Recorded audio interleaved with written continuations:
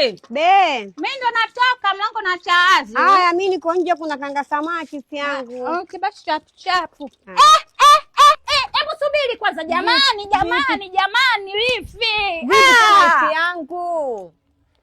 Hivi unajua wifi utakuja kunichosha mtoe sijui nini mwenzio. Kwa sababu zipi wifi yangu? Si mafuta yangu ya nywele, nimekwambia mafuta ya kupikia haya. Sijajua wifi yangu basi nisamee. Juzi tu wifi, steaming yangu hii. Umechukua steaming, umeiona hii, umeitia kwenye mkate. Unaniambia ulijua mayonnaise, unaniambia ulijua siagi. Mimi wifi naona kama unanitafuta undani. Wifi kwani wewe na mumeo mnamalizana lini? Kwa sababu kila mtu amalizane na mumeo shida zake nyumbani kwake. Nishachoka mizi habari, naona nahitaji hata msaada jamani. Kama jirani njoni mnisaidie mie. Mtangazia kwa majirani zako na mimi nitaondoka. Nimesema kama nimekutangazia. Jamani kwani kuna nini?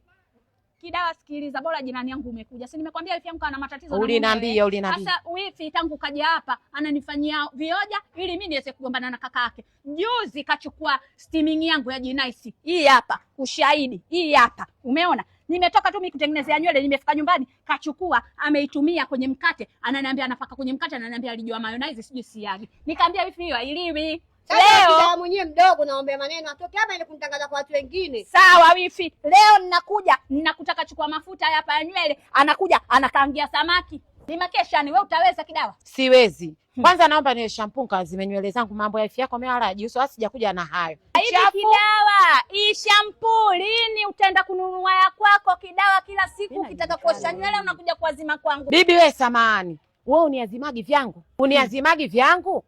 Au unataka tuzalilishane? Wewe nachukua kwa sababu unanizima vyangu. Mimi kuja kuazima hii shampoo ndio hiyo tatizo, nachukua. Kidawa nakwambia. Sasa nikupe taarifa. Kazi yako ya kuazima hiyo itakufanya utakosa mwaliko. Bibi wewe nairudisha. Manake mwaliko wa futari na mimi unautaka sehemu gani? Bibi wewe sasa nikupe habari. Jinaisi alifunga saluni yake ya Kinondoni. Ndio anaifungua. Kwa hiyo siku ya uzinduzi kuna futari. Nimerudisha na mimi unialike hiyo. Nakualika mimi. Bibi nipo. Na mimi nawe nakupa. Nipo nimerudisha, nataka nkanunue mwenyewe. Bibi nialike lini niambie vizuri nisisahau. Shoga yangu msubiri. Kaanga samaki hao. Malizia. Tusitafutane wifi yangu, umesikia? Tusije tukagombana ukaja kunisemea kwa kaka yako tukanani haya mafuta wifi yangu ni ya nywele, umesikia? Ya Jinaisi niwekee humo ndani. Mimi niendelee na shughuli zangu. Twende Kidawa. Maneno mengine tutaongea wenyewe huko.